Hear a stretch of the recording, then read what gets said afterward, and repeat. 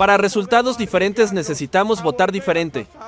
¿Quiénes quieren volver al pasado? Para seguir mejorando los servicios a los niños de educación especial.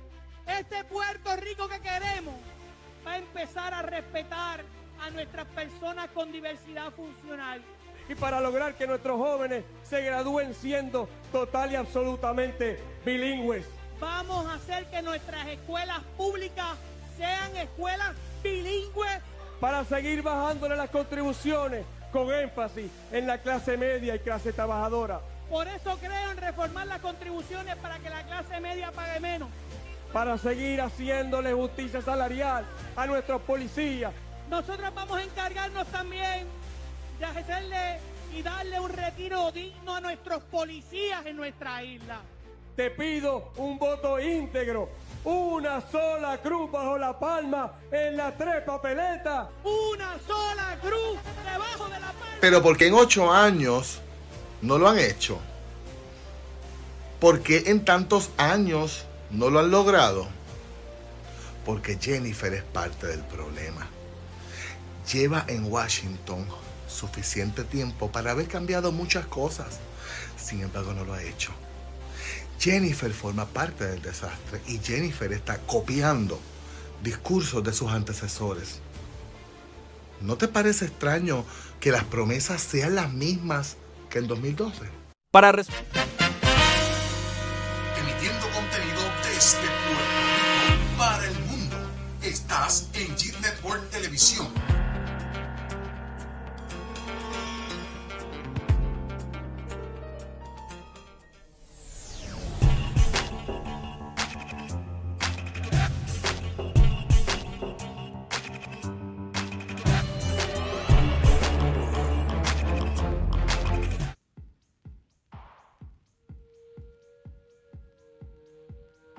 Buenos días, buenas tardes, buenas noches, dependiendo de cuándo me estés viendo. Mi nombre es Denny Orsini y esto es Sin Filtro. Y faltan 29 días, 16 horas, 29 minutos y 32 segundos para que abran los colegios de votación en todo el territorio y la jurisdicción puertorriqueña para elegir quién será nuestro próximo gobernador. Hoy es domingo 6 de octubre de 2024 y son las 4:30 en punto. Yo creo que es la primera vez que empiezo un live en la hora que es, en la hora que estipule.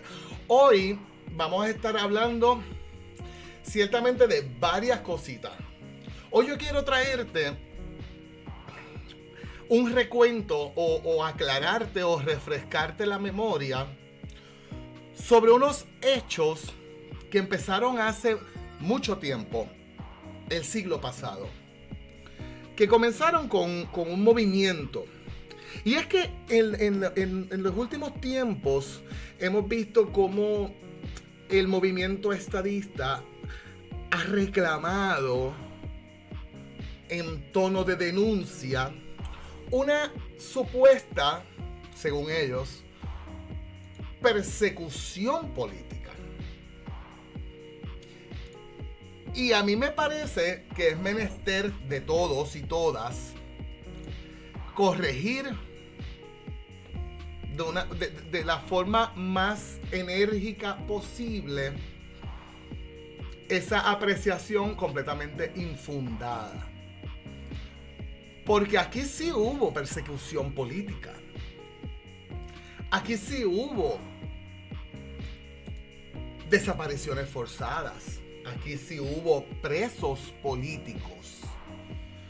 Y aquí se le privó de la libertad a mucha gente.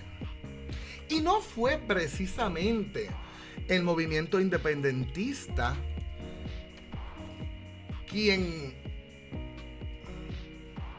llevó ese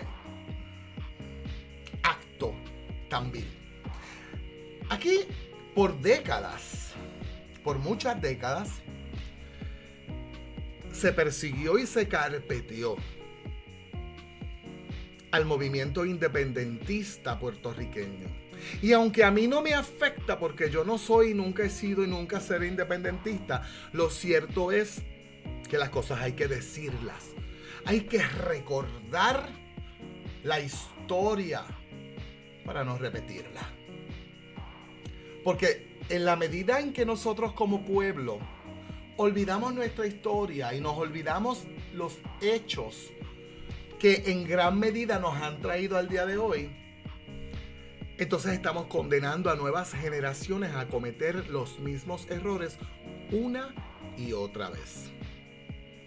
Por eso es que quise comenzar esta transmisión con ese video comparativo, porque las palabras de Fortuño corresponden a su cierre de campaña en 2012 y las palabras que vieron de Jennifer González corresponden a la asamblea de reglamento y programa que se celebró hace unas semanas en el Coliseo de Puerto Rico José Miguel Agrelot.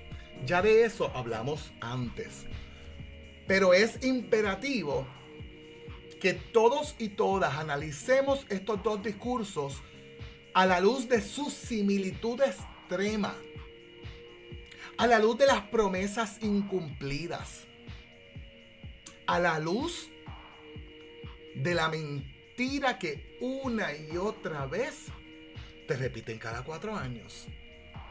Entonces es menester de todos y todas hacer público este tipo de contenido. Cuando termine esta transmisión, ese mismo video, esa versión Reel, yo la voy a estar subiendo a mis redes sociales, en Facebook, en todas. Ya está en TikTok y de hecho tiene un montón de vistas ya. No lleva ni una hora. Pero vamos a lo que nos ruge. Porque decía el título de esta transmisión: ¿habrá una persecución contra el movimiento estadista? Yo te tengo la respuesta y vamos a ver estos videitos y vamos a ir comentándolos poco a poco.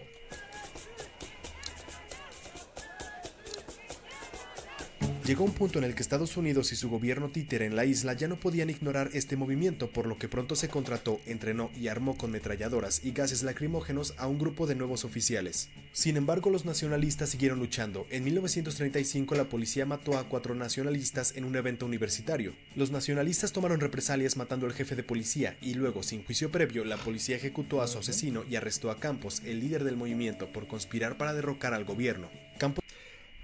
El video comienza, es un video bien largo que habla, y habíamos hablado antes en otro live. Lo que pasa es que en este momento, como yo estaba tratando de transmitir el video desde YouTube, se cortaba y no se podía apreciar ni se podía escuchar. Por eso es que tomé el fragmento de las carpetas, lo grabé para poder presentárselos a ustedes hoy. Sigamos escuchando.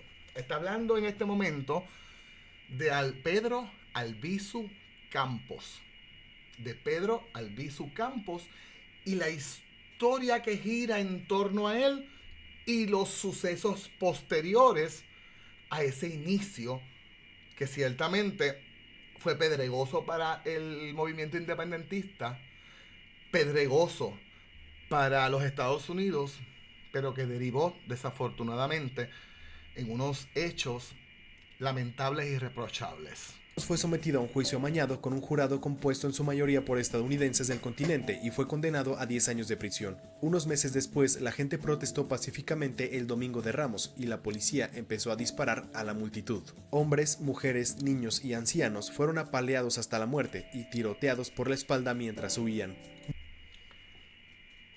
Hombres, mujeres y niños fueron tratados de manera brutal, reprimidos de una manera escandalosa, a la luz del tiempo en el que estamos, ¿no? En aquel momento quizás mucha gente no lo veía así, pero ciertamente es escandaloso. Ciertamente tiene un parecido a Cuba. Ciertamente tiene un parecido a Venezuela. Ciertamente tiene un parecido a Nicaragua.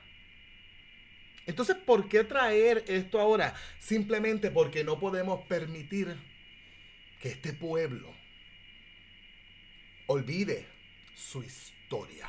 Murieron 19 personas y más de 100 resultaron heridas, pero el movimiento no se detuvo ahí. La violencia no hizo más que echar leña al fuego.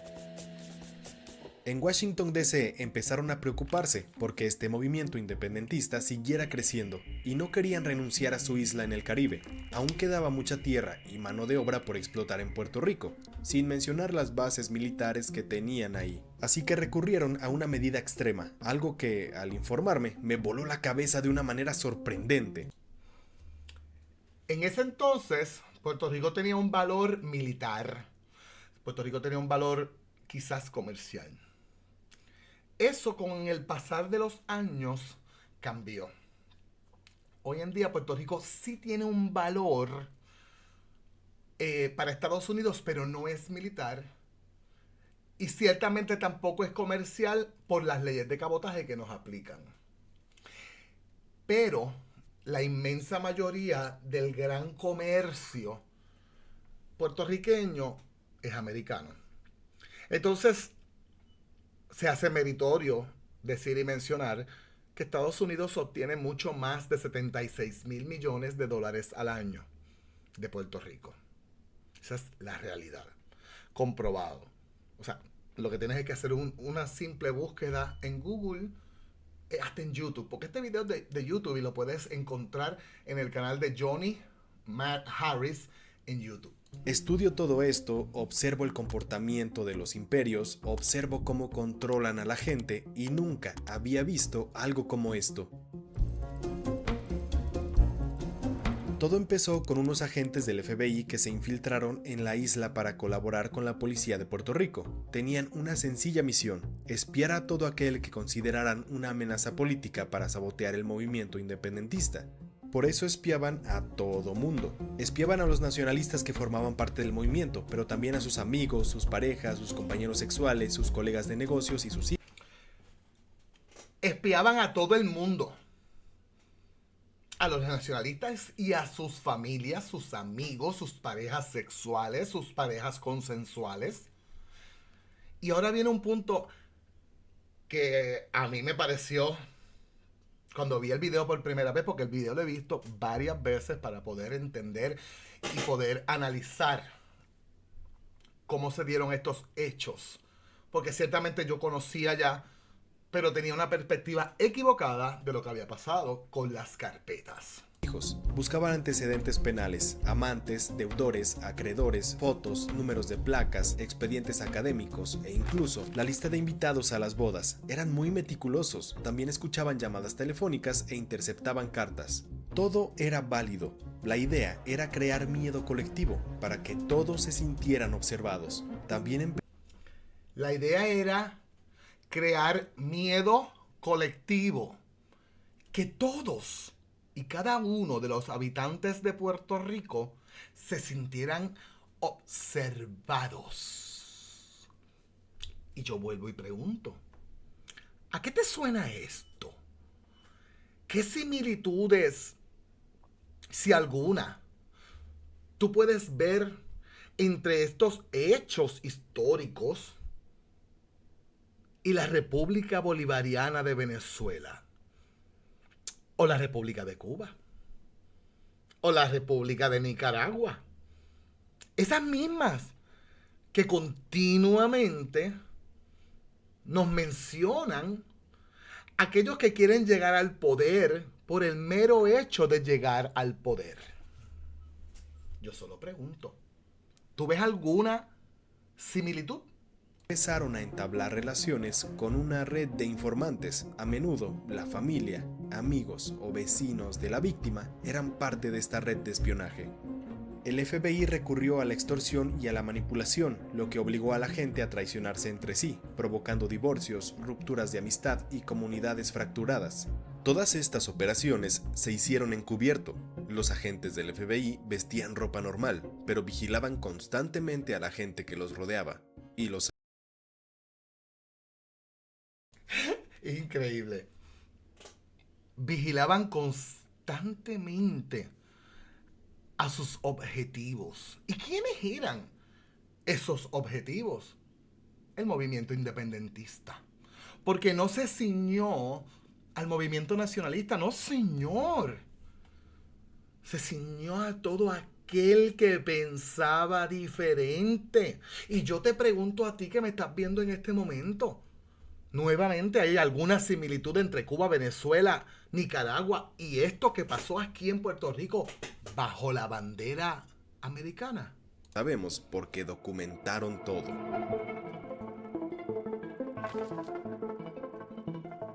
Si eras una persona de interés, probablemente tenías un expediente. Todos estos archivos se llamaban carpetas. Nuestra productora de reportajes, Rafaela, fue a San Juan para ver las carpetas personalmente. Estoy en el edificio del Archivo General de San Juan en Puerto Rico para ver los documentos secretos de vigilancia que se recopilaron sobre miles de puertorriqueños durante varias décadas. Después de semanas de trabajo, finalmente pude ver las carpetas para ver lo que realmente había en estos archivos. Aquí viene un detalle particularmente interesante. Porque cuando ustedes escuchen la cantidad de documentos que se llegaron a manejar bajo esta operación opresora, se van a sorprender. Debo admitir que es un poco espeluznante ver horas específicas, fechas y detalles sobre reuniones, descripciones detalladas de los lugares donde se reunían las personas, todos los nombres de las personas involucradas, los subgrupos que eran potencialmente partidarios del movimiento independentista. También hay descripciones físicas sumamente detalladas de las personas que rastreaban, ocupación. Sumamente específicas. O sea, ellos eran extremadamente específicos al punto de saber en qué tú trabajabas, dónde vivías y un sinnúmero de detalles que son francamente espeluznantes. Francamente espeluznantes. Hola Irma, saludos. Ciertamente tienes razón. El carpeteo continúa, pero haciendo uso de la tecnología que tienen disponible en la actualidad. Modelo de su coche, número de placa, además de todos sus movimientos, todas sus actividades, lo que hacían y a quienes apoyaban. Incluso aquellos que salieron de Puerto Rico continuaron rastreándolos y averiguaron exactamente en qué apartamento vivían en el Bronx. Especulaban sobre sus tendencias nacionalistas. También puedes ver las entrevistas que los agentes tenían con gente cercana al objetivo, donde revelaban sus creencias personales, como uno que pensaba que Puerto Rico se reformaría con el socialismo y la independencia. Puedes ver una fuente diciéndole a estos agentes que temía que su amigo se hubiera hecho amigo de los líderes del movimiento independentista. Y aquí podemos ver, ciertamente, cuánto caló, porque esta operación era una operación encubierta, pero de la que todo el mundo sabía. Ojo, en aquel entonces el movimiento independentista era bastante amplio. Como consecuencia directa de estos actos, ese movimiento disminuyó exponencialmente en las décadas posteriores. Este hecho de las carpetas se dio a conocer en 1998, pero comenzó ciertamente mucho antes, inclusive del Estado Libre Asociado, empezó en los años 30.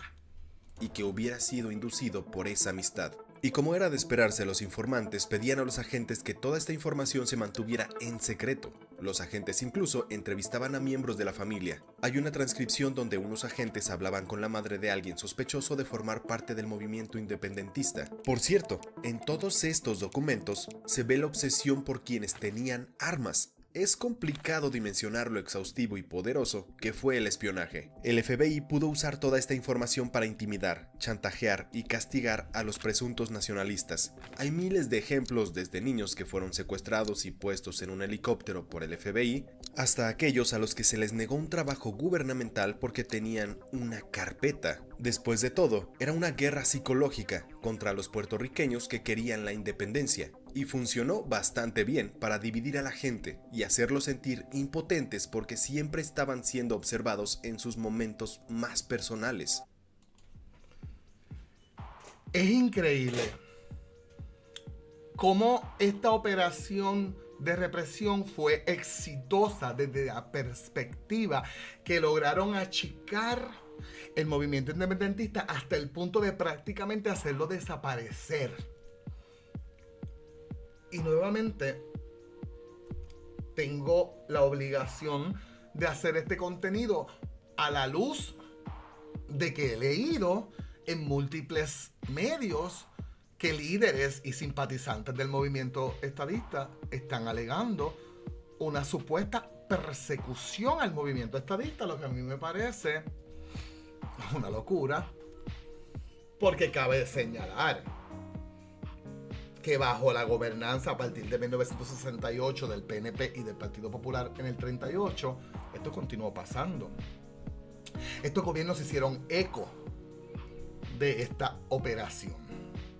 Vamos a la segunda parte de este video porque es que este video es súper interesante. Esta es más cortita y luego vamos a hablar de otras cositas, pero es importante, extremadamente importante que veamos esto. Esto no se llevó a cabo solo un par de años, duró décadas. Al final, se llegó a un punto en el que Campos y los nacionalistas no hallaron otra salida más que la revolución armada. En otoño de 1950, los nacionalistas declararon Puerto Rico como una nación independiente. Intentaron tomar ciudades, incendiar edificios, cortar las líneas telefónicas, incluso intentaron asesinar al gobernador, pero...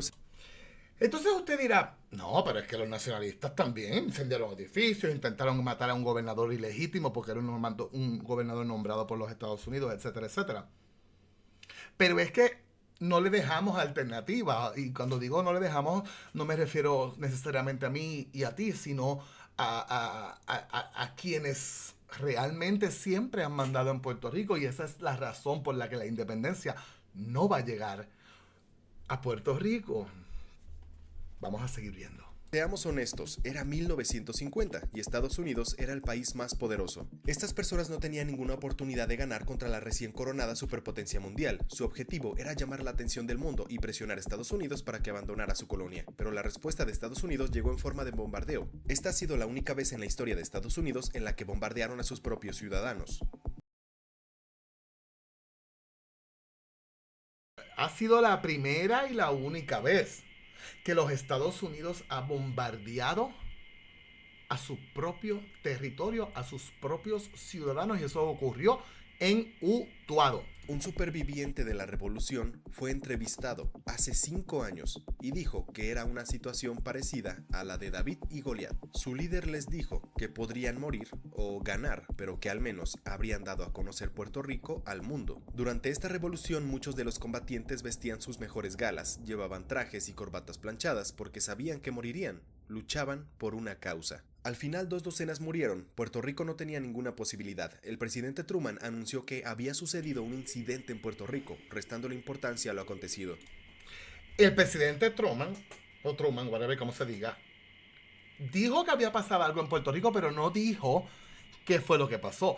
Nunca le dijeron al pueblo americano que ellos habían bombardeado la localidad de Utuado en el territorio no incorporado de Puerto Rico, que se supone que ellos defiendan, porque todos los que estamos aquí desde 1917 somos ciudadanos americanos. ¿Por qué no le dijeron al pueblo americano que habían bombardeado la localidad o el municipio de Utuado? Eso es una pregunta que quizás la respuesta nunca la sepamos, pero es la realidad. Y un par de días después, 2 nacionalistas intentaron asesinarlo. El mundo no fue al rescate de Puerto Rico y en vez de eso, la policía llevó a cabo un arresto masivo metiendo a 3,000 personas en la cárcel. Unos años después, 4 nacionalistas abrieron fuego a la Cámara del Congreso de Estados Unidos. Campos fue detenido de nuevo y esta vez fue condenado a 80 años de cárcel. Eso que está mencionando, si no me equivoco, fue cuando trataron de bombardear o de atacar la Cámara de Representantes en el Capitolio Federal en Washington. Hay pruebas de que durante este tiempo en prisión, Campos estuvo expuesto a niveles extremos de radiación. Supuestamente, las consecuencias le provocaron un derrame cerebral que lo dejó paralizado y sin poder hablar. Más bien, silenciaron a Campos para siempre. Tras acabar con la revolución, el programa de vigilancia continuó por décadas. Después de que le hicieron todo esto a este señor, continuó esta operación. O sea, la operación no estaba dirigida solamente acallar a Campos, a Pedro Albizu Campos. O sea, la operación iba dirigida mucho más allá, porque recordemos que Pedro Albizu Campos era la cabeza del movimiento. Pero ellos querían ir a todas las ramificaciones de ese movimiento. Entonces yo tengo que preguntar, a la luz de estos acontecimientos, ¿realmente está siendo perseguido el movimiento estadista? Al final, fue un total de 50 años de espionaje estatal a la gente de Puerto Rico. Cuando todo salió a la luz, se estimó que alrededor de 100,000 personas tenían archivos.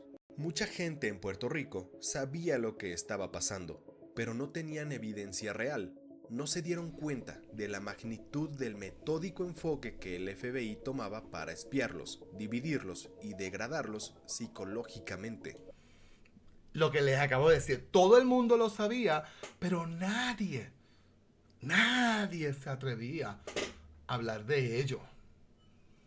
El miedo, el terror era tan grande que la gente no se atrevía ni siquiera a hablar del tema.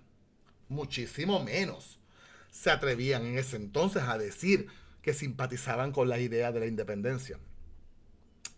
Esto ocurrió incluso mucho antes del Estado Libre Asociado, que es el estatus que yo personalmente favorezco. Pasó mucho antes de eso. Pero incluso después del establecimiento de la Constitución del Estado Libre Asociado, esta operación continuó. En total, fueron 1.800.000 páginas de documentos y muchas de las víctimas de este espionaje siguen vivas hoy en día. Más de 1 millón de documentos. Más de 1 millón de documentos y más de 150,000 personas fueron perseguidas y carpeteadas.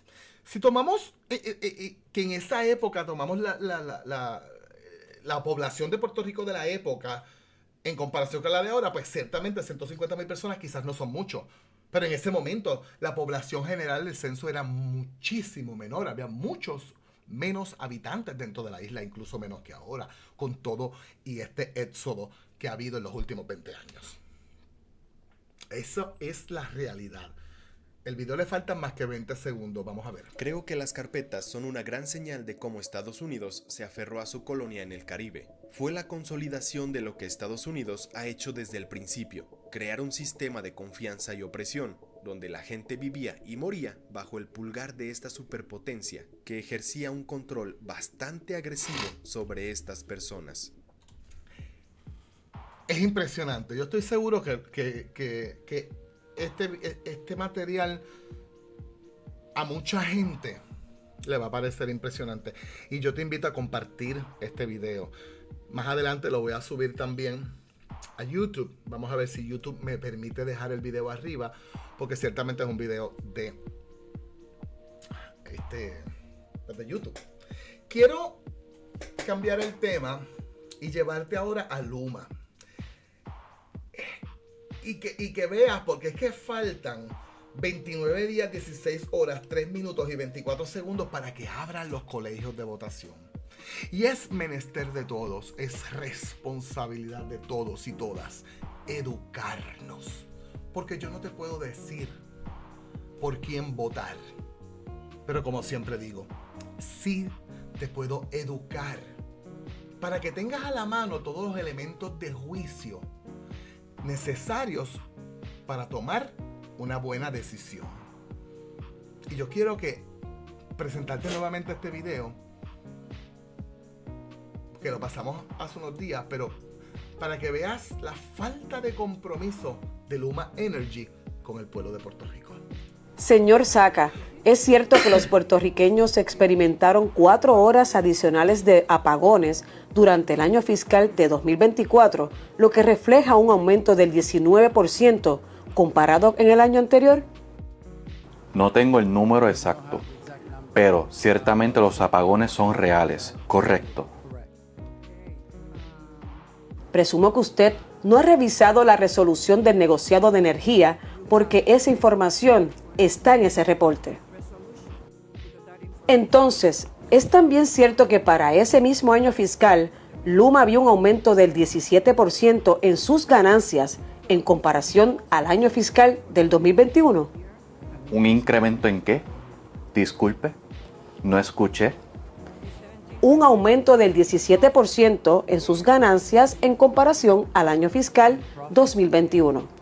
En ganancias. Sí. Somos el operador del sistema. Es importante que todos entiendan que hay una tarifa que se paga y como operadores del sistema, si ahorramos $1 millón, esto no es algo que va del bolsillo de los dueños de la red. Entonces supongo que debemos tener una conversación con el señor Torres Medina, comisionado auxiliar, quien pueda aclarar esta información que publicó el negociado. Luma trabaja proactivamente con FEMA, el Servicio de Pesca y Vida Silvestre para asegurar que la limpieza de la vegetación avance rápidamente. No lo suficientemente rápido. Sabemos que muchas veces los retrasos en la evaluación ambiental de permisos se deben a que las agencias carecen de personal y recursos. ¿Podría ser beneficioso si el Congreso asigna más recursos? 100%. Y voy más allá. Esto es una emergencia enorme en Puerto Rico. Y lo primero que puede hacer el gobierno federal es proveer una especie de exención de manera responsable para que podamos hacer un trabajo seguro y acelerarlo. Esta es la primera acción a corto plazo que puede tomarse porque a este punto, y yo estaría feliz de leerle el periodo de tiempo. Lo que trato de decir es que no podemos esperar que las agencias federales hagan el trabajo a la velocidad que la gente de Puerto Rico merece, cuando su presupuesto ha sido reducido dramáticamente. Así que no podemos esperar más con menos. Ese es el punto que estoy tratando de establecer aquí. Señor Saca, ha salido a relucir que su compañía gasta más de $200 millones al año en empleados subcontratados a compañías que son parte del consorcio de Luma. 20% de estos fondos se usan en hoteles lujosos, estadías para sus empleados y sus parejas. ¿Cómo Luma puede justificar esta exorbitante cantidad cuando todos los días los puertorriqueños tienen que, casi semanalmente, botar la comida debido a los constantes apagones? Para atender el complejo reto que Luma enfrenta, como resultado de todo lo que hemos discutido, tenemos personal de Puerto Rico y de afuera de Puerto Rico que son necesarios para la transformación. Ok, usted no va a responder mi pregunta. Jamás le respondió las preguntas a la congresista, el señor Juan Saca. Y esta es la gente que trajo esta administración de la que Jennifer González es parte. Entonces ahora ella pretende con esta vista pública venir a decirle a Juan Saca que Luma para afuera es que va. No, señora, deje de mentir. Deje de mentir porque están mintiéndonos desde el 2012. Para resultados diferentes necesitamos votar diferente. ¿Quiénes quieren volver al pasado? Para seguir mejorando los servicios a los niños de educación especial. Este Puerto Rico que queremos va a empezar a respetar a nuestras personas con diversidad funcional. Y para lograr que nuestros jóvenes se gradúen siendo total y absolutamente bilingües. Vamos a hacer que nuestras escuelas públicas sean escuelas bilingües. Para seguir bajándole las contribuciones con énfasis en la clase media y clase trabajadora. Por eso creo en reformar las contribuciones para que la clase media pague menos. Para seguir haciéndole justicia salarial a nuestros policías. Nosotros vamos a encargarnos también de hacerle y darle un retiro digno a nuestros policías en nuestra isla. Te pido un voto íntegro, una sola cruz bajo la palma en las 3 papeletas. Una sola cruz debajo de la palma. Pero ¿por qué en 8 años no lo han hecho? ¿Por qué en tantos años no lo han logrado? Porque Jennifer es parte del problema. Lleva en Washington suficiente tiempo para haber cambiado muchas cosas. Sin embargo, no lo ha hecho. Jennifer forma parte del desastre y Jennifer está copiando discursos de sus antecesores. ¿No te parece extraño que las promesas sean las mismas que en 2012?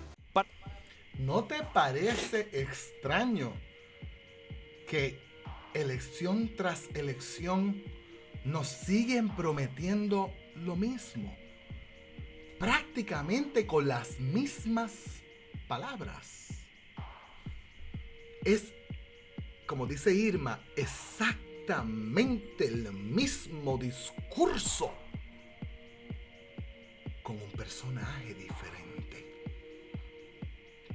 Pero el asunto aquí no es que sea el mismo discurso y personajes diferentes. El asunto es que no te han cumplido y que al final del día tú y yo somos los únicos afectados.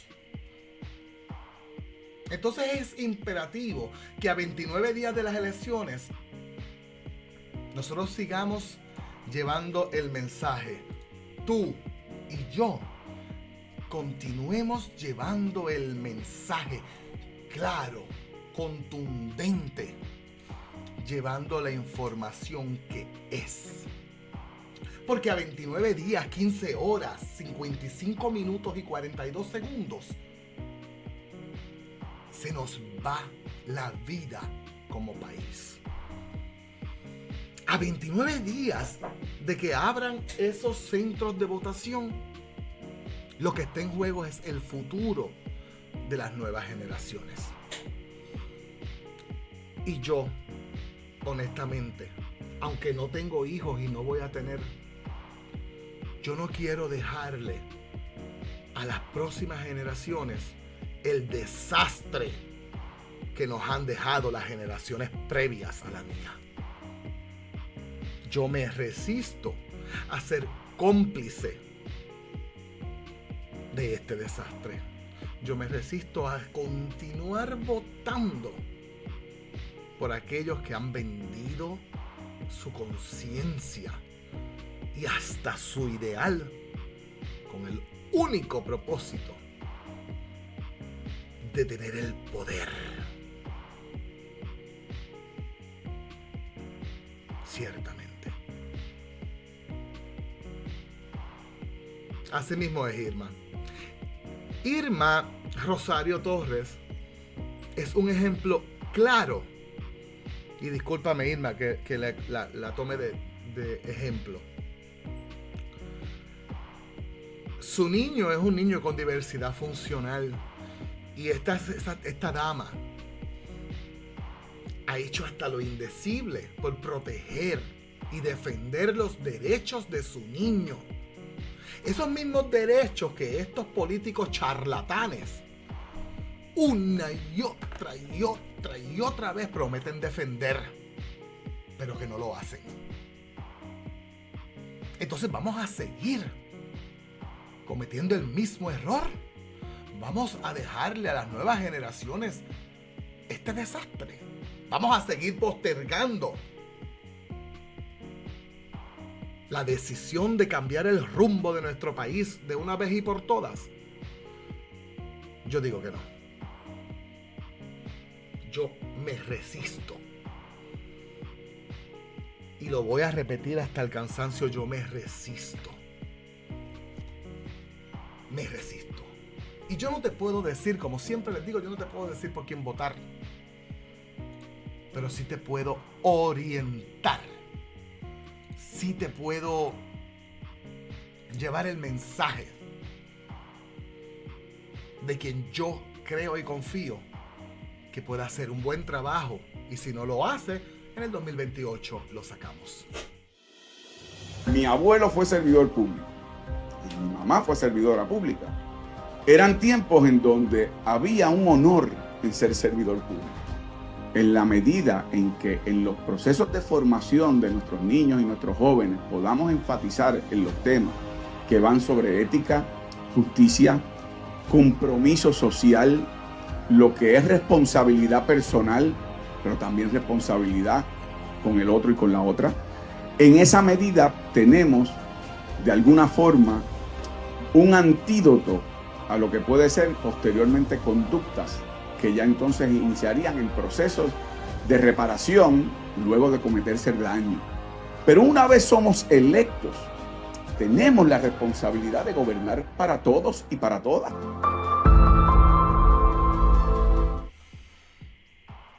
Yo estoy con la Alianza de País, por el futuro, por mi familia, por las nuevas generaciones. Nada va a cambiar. El estatus no está en juego. Aquí está en juego tu futuro, el de tus hijos y el de tus nietos. Si tú quieres dejar el desastre como está y obligar a que más y más jóvenes y profesionales tengan que ir de Puerto Rico a buscar nuevas opciones porque aquí simplemente no las hay, entonces vota por Jennifer. Pero si tú no quieres dejarle este desastre a las nuevas generaciones, mi invitación, mi exhortación desde lo más profundo de mi corazón es que le votes en contra a esta mujer, a esta persona que definitivamente ha sido parte de este desastre. Y ya aquí con anterioridad hemos mencionado algunos de los actos que la hacen responsable, pero ciertamente en el transcurso de estos 29 días que nos faltan para las elecciones, continuaremos hablando más adelante sobre ciertamente las cosas que hacen a Jennifer González responsable. No podemos olvidar que Jennifer es de este gobierno y que este gobierno está atornillando a su gente. Una de las dependencias que creó el puesto de coordinador interagencial con salario máximo de $107,000 anuales fue la Junta de Retiro del Gobierno, posición que fue llenada el pasado mes de agosto con Fernando Marte Soto, quien mantenía un puesto de confianza como subdirector de la entidad. Pero, ¿fue Marte Soto el único solicitando al puesto? Otro de los candidatos fue un coronel de la Guardia Nacional con puesto de carrera en la dependencia y quien además obtuvo una calificación de perfecto para ser nombrado como coordinador interagencial.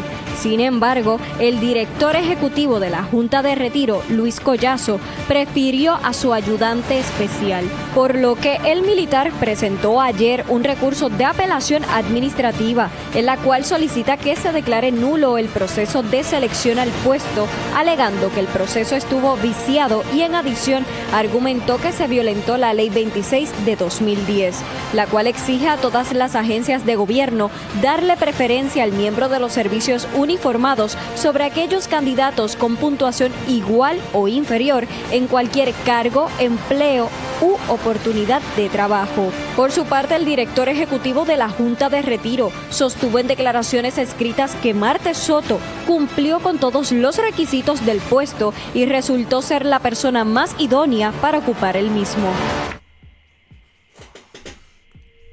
El atornillamiento de empleados de confianza en puestos de carrera creados a estos efectos no es algo nuevo, no es algo que haya comenzado en este cuatrienio. Esto viene de mucho antes.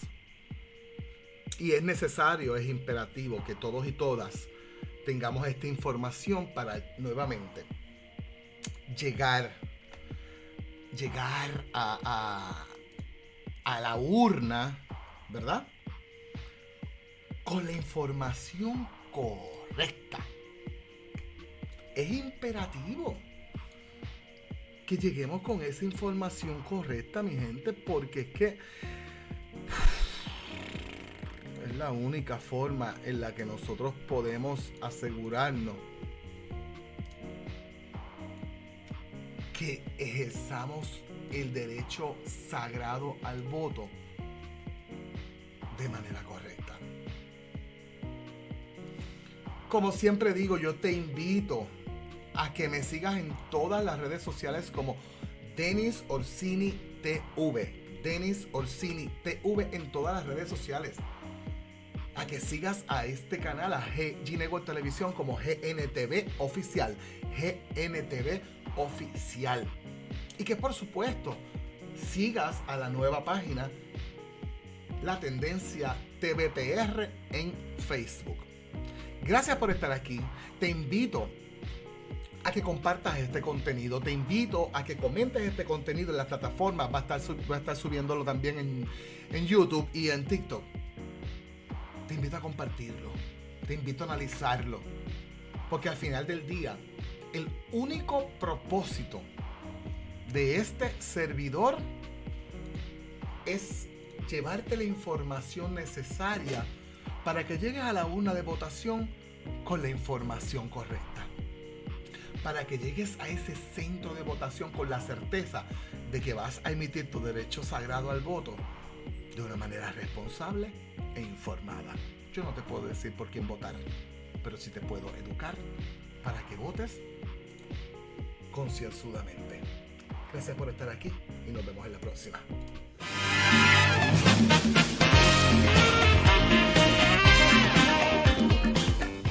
Hola, si te gustó este video, te invito a que le des like y lo compartas en todas tus redes sociales para así llegar a más y más personas. También te invito a que te suscribas a este canal y le des a la campanita para que te lleguen las notificaciones cuando subamos un nuevo contenido. También puedes visitar el playlist de este programa, así como el episodio anterior. No hay excusa, suscríbete y dale like y compártelo. Somos tu familia, tu comunidad, apoyando la diversidad.